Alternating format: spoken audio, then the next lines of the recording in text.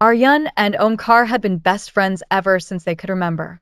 They lived in a small town, where everyone knew each other.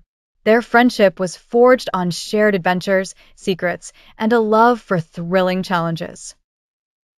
One bright afternoon, as they walked home from school, Omkar suddenly stopped in his tracks and pointed to the old, rusty watchtower that stood on the hill at the outskirts of town. How about a race to the top? Omkar suggested with a twinkle in his eye. Aryan, always up for a challenge, nodded eagerly. The catch was they had only 60 seconds. The boys positioned themselves at the bottom of the hill, hearts racing as fast as their minds. Ready, set, go! Omkar shouted, and they dashed off with laughter echoing through the air. Obstacles dotted the path.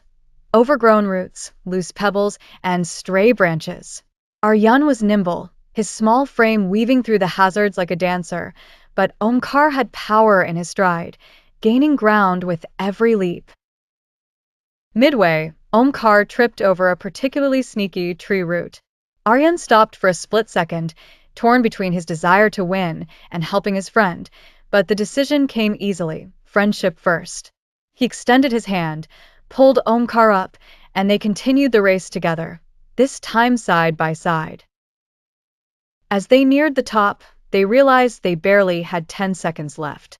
With a renewed burst of energy, they sprinted the last stretch and reached the watchtower just as their imaginary timer hit 0.